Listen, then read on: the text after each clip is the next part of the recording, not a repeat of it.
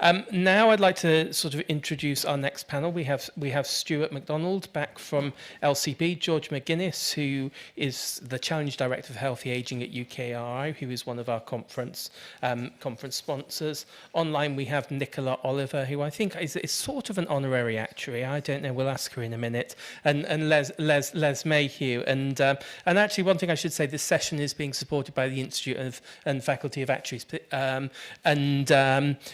And actually, Sally was herself an honorary actuary, and I remember having 2 or 3 brilliant jokes about actuaries, but I can't remember any of them, so this is not great. I'm going to try and remember and see if I can put them. But Stuart, let me ask you to kick off, if that's all right. Yeah.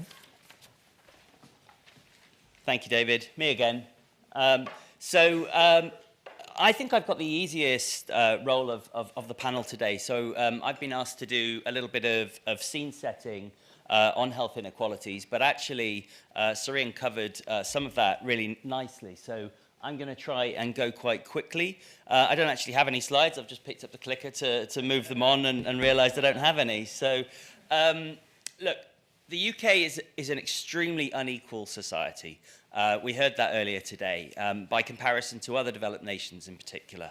It's really only our friends across the Atlantic that have a more extreme difference between the living standards of those at the very top of the income distribution and those in the middle at the bottom. That famously lefty publication, the Financial Times, recently described the UK and the US as poor societies with some very rich people. Now, with these significant inequalities, averages can be very difficult, a challenge for us as actuaries, statisticians. If Bill Gates joins us here today, the average person in this room would be worth a few £100 million. But none of us will be any better off, unless you manage to nick his wallet. These inequalities of income and wealth translate directly to inequalities of life and health. A recent paper in The Lancet by my LCP colleague, Dr. Jonathan Pearson-Stoddard, showed that in 2019 there was an astonishing 27-year difference between the life expectancy of local areas with the highest and lowest life expectancy in England. So those were areas in Kensington and Chelsea and in Blackpool, respectively. And during the ILC's 25-year history, those inequalities of life expectancy have been widening. Not your fault. For example, the gap between the life expectancies of the first and the 99th percentile widened for women from 10.5 years to 14 years in 2019. That first figure was from 2002. And men saw a slightly smaller increase in the life expectancy gap from 11.5 years to 13.5 over the same period. And the gaps in healthy life expectancy are even wider. Not only are the poorer groups living less long, but they're spending a much higher proportion of their lives in ill health. The gap now stands at around 18 years for men and 19 for women, and that too has widened over the last decade. The COVID pandemic, as we've heard, will have a significant impact on health and life expectancy, and those effects will not be felt equally across society. Whether we think about the direct impacts or indirect, it's hard to escape the conclusion that the pandemic will worsen existing health inequalities. Currently, ambulance response times for Category 2 emergencies are exceeding an hour on average. That's against a target of 18 minutes. And that average hides regional and local differences. The non-urgent waiting list now exceeds 7 million patients, and again is not evenly distributed. And we suspect that there's a hidden need around the same size, around another 7 million, of those who've not yet come forward for treatment, and that would have an even stronger socioeconomic skew. So the UK government has set itself a grand challenge mission to ensure that people can enjoy at least 5 extra healthy, independent years of life by 2035, while narrowing the gap between the experience of the richest and the poorest. I'm going to confess to some cynicism about whether this is achievable, especially in the light of the pandemic, but nonetheless, any progress would be welcome. And I'm really looking forward to hearing what our extremely well-qualified panelists have to say on what may come in the years ahead. Thank you, Stuart. And can I pass, do you want to stay there or come up here, George? Come up here. So we've been working with George on this issue for a long time, so really delighted to have George here. And actually with the title, I feel a little bit set up. I'm not Sir Humphrey, but actually what David asked me to do was how can we reduce health inequalities over the next 25 years? And even that's a pretty amazing sort of ask in one way or another. I'm from UK Research and Innovation. It sort of does what it says on its tin. I'm not a lifer in there. I've been brought in to do this job. Actually, now I feel incredibly privileged because I've been exposed to a topic and a range of innovators and researchers who are really motivated to make a difference, the sort of differences that we heard the speakers earlier calling for. And actually, in UK Research and Innovation, we've been going through a strategy process in the last year, and this business of inequalities has surfaced. And we've really thought, actually, do we need to reframe it? Is it just about funding public services to do more and more and more? Or actually, is it about creating opportunities? And we've sort of hung our hat, so to speak, on creating opportunities. So that leads me to reflect. So I've joined an innovation system in particular, which is really sort of focused on finding the next great drug, the next great piece of deep tech, quantum computing and things like that, and moving it on in the sort of the jargon of the business, looking for unicorn businesses, innovators that will have potential to turn into sort of billion-pound valued companies in a short space of time. But actually, if you look at inequalities, it doesn't really work like that, does it? The things that make a difference, the sort of things that Louise was talking about, are all grassroots, really. So where does that innovation come from? And I think we need to rethink, and it's not an either-or. It's not about not backing technology at low readiness that's got huge potential. It's about saying, what can we do with the tools around us that are better and service innovations and really make a difference to people's lives?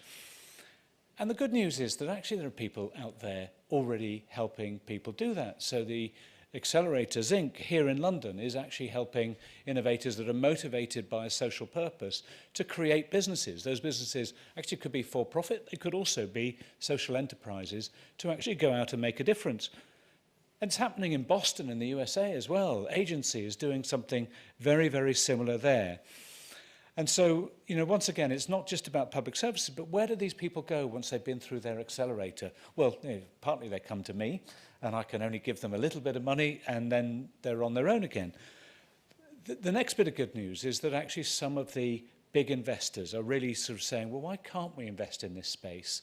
Why do we only have to think about hockey stick returns and big things? Why can't we be a bit more patient about what we do and invest for impact? And certainly there are moves. I know Legal and General have been very generous in backing things like the Advanced Care Research Centre up in Edinburgh, and are looking again at how people can actually get funded to go and make a difference. But that's not to say that public services aren't also part of that. And again, as Louise, I think, so eloquently sort of said, there is so much that actually the way that we organise can be done. Okay, so that's the sort of innovation piece. Maybe I can't duck the question, will the government deliver on its healthy ageing targets?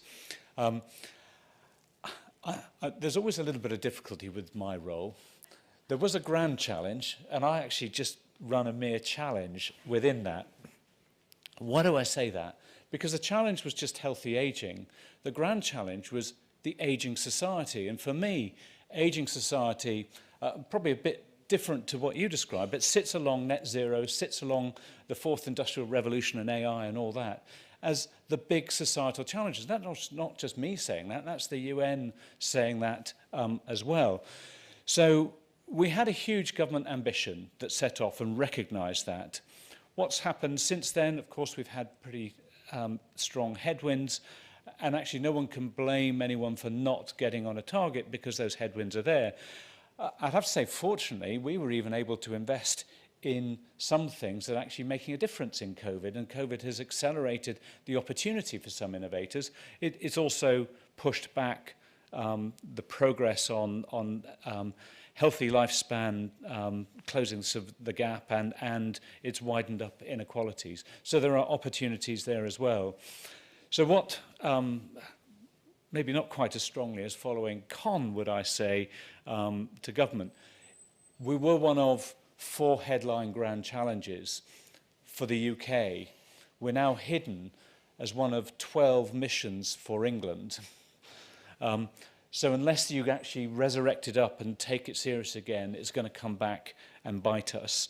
And in that context, the difference between the grand challenge and the challenge, when you start to talk about ageing society, you start to talk about all those other things that Stephen Burke was mentioning earlier.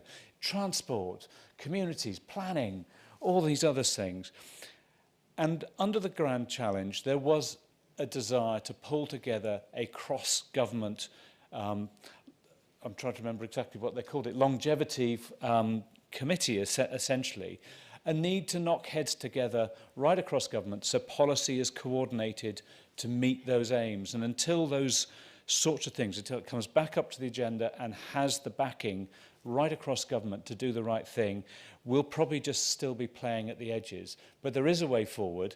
And the really good news is, while some people say, well, we'll never get there, the APPG for longevity actually spent a lot of time looking at this.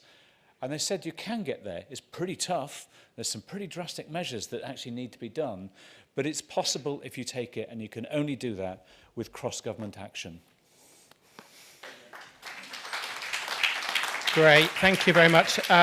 And a huge potential for innovation in this space. I see we've got Nick from Audley here. Les just did a piece of work on the future of retirement housing, where we said we need 50,000 new bits of specialist housing. One of the interesting things in that space is actually this doesn't need a lot of external money. There are investors out there who will invest in this innovation. So actually, it's a bit about how we tackle the policy barriers. Do we have Nicola on the line, I think from Liverpool, from actually an actuary conference, I should say. My honorary actuary, Nicola. Good afternoon, everybody. Good Nicola, afternoon, do you want to sort of kick off with your view? And we work very closely with Nicola for a number of years, and is a great friend, a friend of ILC, and indeed a real expert in this space. Nicola. Okay, so thanks for inviting me. Apologies, I'm having to join remotely, but I have previous commitment to the Life conference up here in Liverpool. I'm really just thinking a little bit more about what was just said by the previous speaker to me. I mean, the countries of the UK have traditionally been world leaders in terms of effectively making effective policies to reduce harms. We only have to look at some of the really successful public health promotional programs. For instance, banning of smoking in public places. That's had a direct impact on not just smokers, but on those who are subject to secondhand smoke. Minimum unit pricing of alcohol in Scotland has reduced purchasing of alcohol. And now we have moved towards the labelling of foods and also the tax on the sugar levy. So when we look at those type of policies, we can see that those are based on price, availability and marketing. But that's only really one small part of public health. And the really sad thing is the lack of foresight to see that public health is a life course and holistic approach. And programs need to be created that look at the life course. So we're starting even before birth, and that have an effect over the entire life course. Now, I'll talk a little bit about some of those things a little bit later, but we obviously have an ageing population. This is understood, and the growth of the ageing population relative to the working age population is going to cause some difficulties in implementing some programs. We have the rise of multimorbidities and persistent and increasing health inequalities, particularly for preventable illnesses. And these are all issues that the NHS has faced for some time and will continue to face with increasing pressure in the future. So future programs must look at this changing demographic, must look at the holistic approach to public health.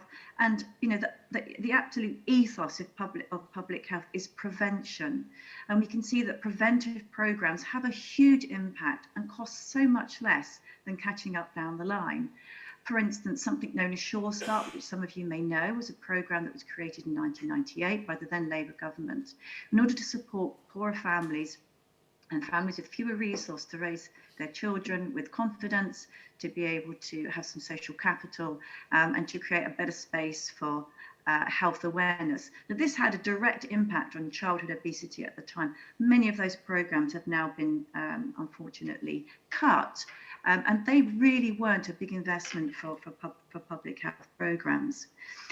Even wider than that, we can look at such things as housing and housing quality.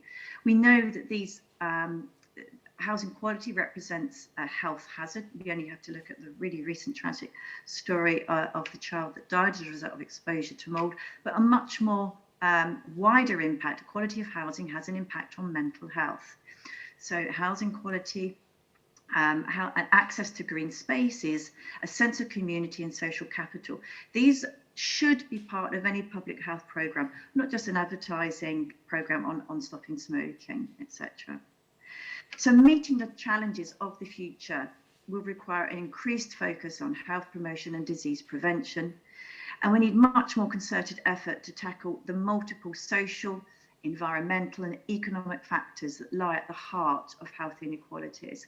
For those of you who understand sort of more social understanding of health, there's the determinants of health hierarchy. And this doesn't mean just absence of disease, right? This is everything from being able to meet your friends and family, being part of a community, housing, green space, a sense of belonging. Right back as far as 1985, an epidemiologist known as Geoffrey Rose wrote an article called Sick Individuals and Sick Populations. And he actually questioned, should we be just targeting high-risk groups, or should we be targeting population-wide programs? And pretty much the evidence is that not only should it be holistic, but it should be population-wide. And the painful truth, as Rose called it, was that if we look at, say, the commonest cause of death, coronary heart disease, a high-risk individual, he said that a high-risk individual for this uniquely mass disease is basically everybody, right? So even a small reduction in risk at the population level would provide a greater benefit than just targeting those at risk, because what you're putting in is such things as basic education from an early age. Now, his evidence has garnered support subsequent to the publication back in 1985, and we can see that such things as obesity smoking interventions have an impact. So I think my takeaway message would be that public health programs and interventions, of course, they need extra funding, and public health spending is only 4% of the full healthcare and social care spending budget. It needs to be more than that, because we know that the downstream effects of excellent public health programs are much more beneficial. We get the prevention, and then we're not having to develop more medicine, more interventions to treat people downstream, and it has to be holistic.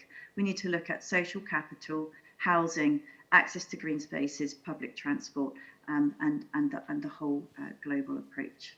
Thank you, David. Great. Thanks, Nicola. And many of you will know we've been doing a lot of work around prevention, and we've been advocating for governments to spend 6% of their healthcare budgets on prevention, which is the level that Canada do. This isn't about spending more money. It's about, as Nicola says, refocusing some of the spending towards things that prevent disease. Les has been working very closely as well. Aaron's been leading that program, so let me encourage you to talk to Aaron later on. Les has been doing some work around creating a global index, but has clearly a real expert in health and health inequality. So, Les, can I ask you, do you want to come up here? Or yeah.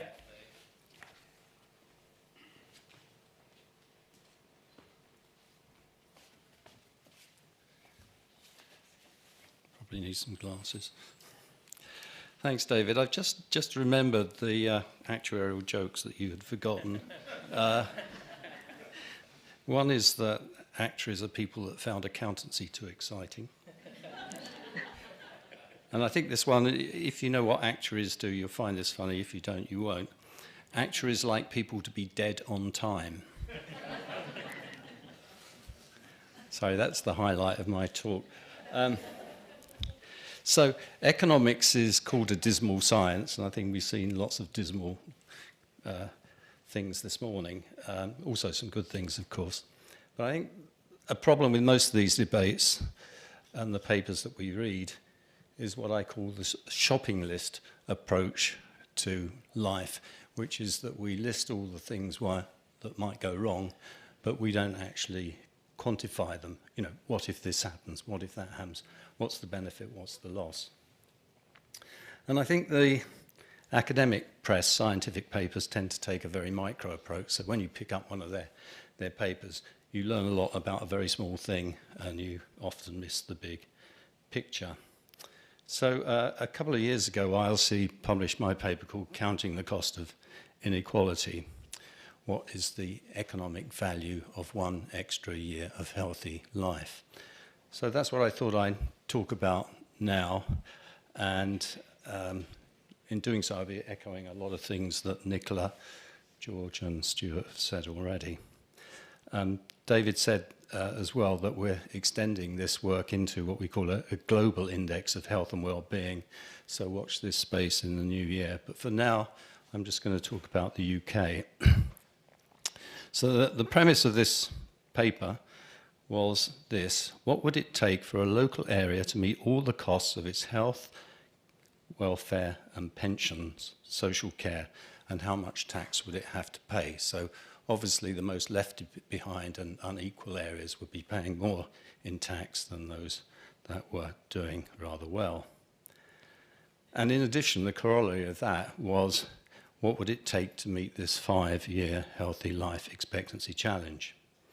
So the key dimensions of this index were how long you lived, your health span, what proportion of your life were you in good health, your work span, and your income.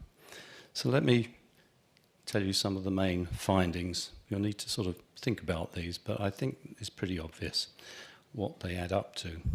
So for each year you increase one healthy year of life, your lifespan goes up by 4.5 months. A 5-year increase would boost it by 2 years. Because it goes up less than a year for each year of health, it means you live longer, but the time you spend in ill health at the end of life goes down, and the proportion of your life spent in good health goes up. In addition, your consumption of health and social care over the life course is reduced over the lifespan, and with your extra health you have time for other productive activities. You can work for longer, but you can volunteer and you can care. So good news, I think, for the NHS especially, and for social care. 1 extra year of health is jolly good. The second thing that happens is that your working life expectancy, your work span, goes up. The same analysis shows that it goes up 4 months for each year of extra health, so slightly less than it goes up with lifespan. Because you can work for longer, total economic output is boosted, I estimate, to the tune of 12 billion per year per extra year of health. Pension costs increase because you live longer, of course, unless the government decides to put up pension age again, which it might well do in the near future. But the tax base is higher, and so taxes fall, I calculate, by about 0.5% per year of extra health, so still pretty good.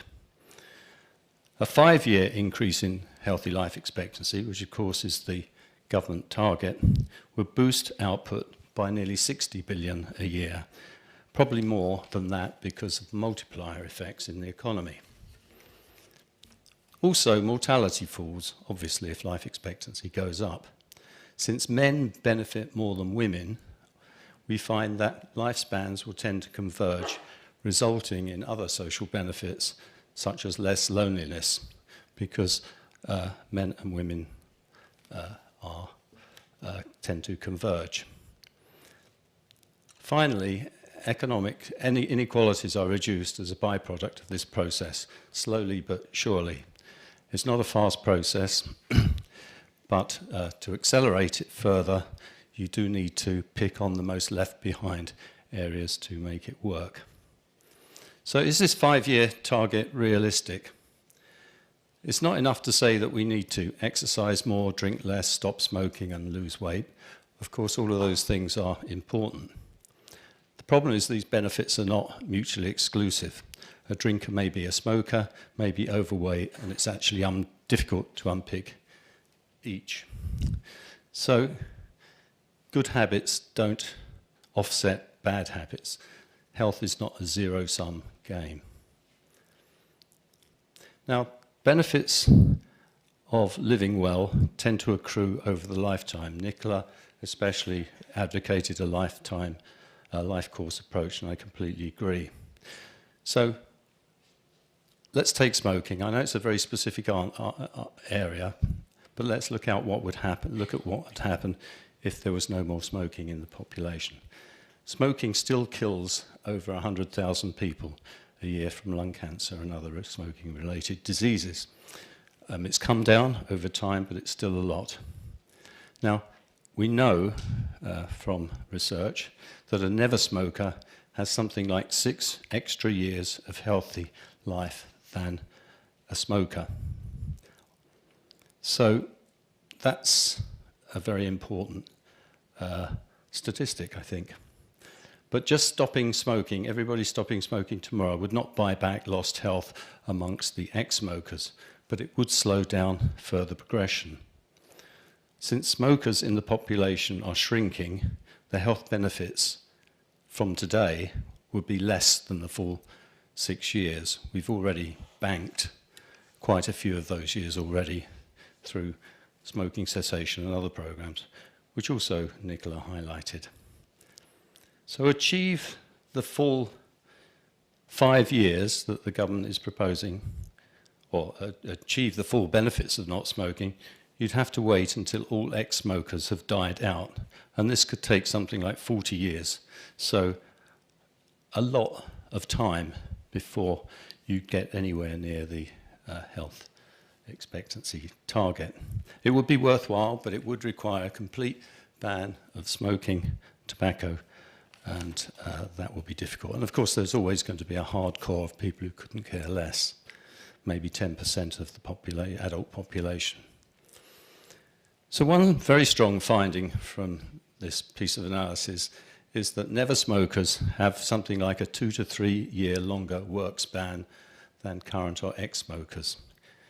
It means that if nobody smoked at all, the long-run benefit would be a massive economic dividend of something like 18 billion a year to GDP. There's more information on how this works on the ILC website in a report called Up in Smoke, and there's also a slide deck called Levelling Up the Great Health Challenge. So if you're interested in more details, please refer to those. So just to complete this point, would smoking deliver the 5-year challenge? The answer is it wouldn't. At best, it would deliver about 2.5 years of those 5 years. So obviously a lot more needs to be done, so we need to look at other avenues, but smoking will remain a very important thing. It seems to me that we need to bear down on most unhealthy lifestyles, especially from an early age. So just to conclude, the NHS has served us brilliantly for 75 years or so, but satisfying all health needs is becoming a bottomless and futile challenge. With a rapidly aging population, it means there are stronger headwinds against achieving that aim, and the system is close to being overwhelmed. And I think some of the speakers have mentioned some statistics about that already. So solutions, well, I sign up to the prevention philosophy. We need a new rubric which has prevention at its core and risk management as its guiding light, underpinned by analysis and not shopping lists. Thank you very much.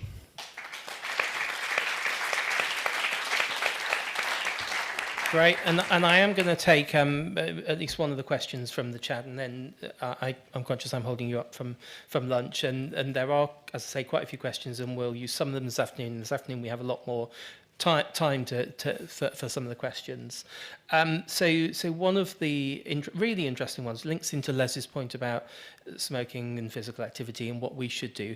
I just wonder if all the panel could give us their take on small next steps that we can take, either as individuals or as advocating in terms of government. And whilst I'll give them a few seconds to think, one thing that clearly you can do, a bill going through Parliament, which I've already just mentioned, this carers leave bill, makes provision for, in effect, carers to be entitled to some unpaid, so it's not that generous, leave. And I think it's one of those things that it's just gone through second reading, makes absolute sense for us to be supporting it. So let me give you that as a really short thing that we could be doing to support carers. So who wants to come in about what we as, and maybe I'll ask you both, what we as individuals can do, a simple thing, and what we should be asking government to do. So Nicola, can I pick on you?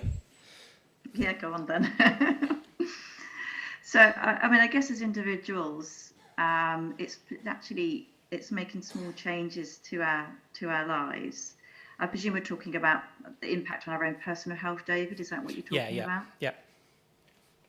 It's the difficulty is, I'm going to just almost throw this back into just a statement rather than an answer, is that it's much easier for people in higher socioeconomic groups to make changes to their lives with small habitual changes than it is for those from lower socioeconomic groups. And this is to do with the theory of self-efficacy. So if you can believe you can do something, then you're going to do it. So unfortunately for those who are at the highest point of need, the small changes are going to be much more difficult. But going back to the point of personal steps we can take, it's just small habitual steps. So it takes 4 weeks to form a habit. So if you can get into the habit of even going for an extra 20-minute walk every other day, that's a start. Keep that going. Small changes to your diet, cutting out alcohol 1, 2, 3 days a week. And there's plenty of help from the NHS actually to do these things. Various health apps completely free that can support you in this, as well as improving your exercise and dietary requirements. Does that answer your question? Yeah, that's great. Thanks, Nicola. Stuart, society as well as government politics. Yeah, well, I mean, I'll do one that covers, I guess, society and individual. We need to reduce the amount of driving that we're doing, particularly in and around city centres. I think that, and particularly with petrol and diesel cars. So that touches on what Nicola's already covered. If you're taking out driving, then you are naturally increasing the amount of walking, even if that's only walking to a train station or a bus stop, and you get the physical activity benefit, and you also significantly reduce air pollution, which is an increasing problem in city centres. Brilliant. Les, and then I'll come to you. Your mic. My days of working. Yeah. My days of sex, drugs, and rock and roll are long behind me. But I have led quite a healthy life, at least since I was about 21, 22, when I saw the light. I don't know why I saw the light, but I did. I'm reminded of this this joke, another joke, which was told to me by a Russian, so it's a bit sexist. So you just close your ears if you're not that way inclined. It was about Georgians, and Georgians had this reputation of living to a very old age, and this journalist was interviewing a man who was just turned 100, and she was asking, what are the secrets of Georgian longevity? And he was starting to explain, well, I don't drink, I don't smoke, I do all the things that we've been talking about. And suddenly there was a knock on the door, and this man came crashing through the door with a blonde on each arm, and he sort of stumbled and nearly fell on the floor, and the journalist said, well, who the hell is that? Oh, that's my older brother. He smokes, drinks, and he... etc., etc. Anyway, I think this actually demonstrates that there's a lot of mythology about being and remaining healthy, and of course the industry, the advertisements exploit that endlessly, and people really don't know what to believe. But you really have to focus on the very fundamentals.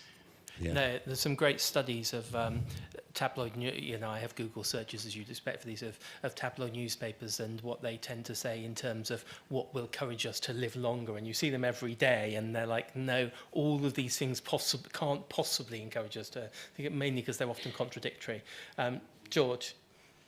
Gosh, coming last. I was going to talk about walking and go back to one of the leading lights in sort of public health in this field, Muir Gray. And then because someone's bagged walking, Muir wrote a couple of really amusing books called Sod 60, Sod 70. And going through those, there's a whole load of useful tips. And the one that really stuck in my mind was on balance and falls, which is, have you ever thought about brushing your teeth standing on one leg as a thing? So that's the individual thing. Just, I think it is about activity. It is about being conscious about whatever your context, trying to get out and about. And in that context, I think the big thing, I was really inspired going up to Manchester and seeing the old moat community and then talking about park benches placed strategically so that people could walk to and from the local shops.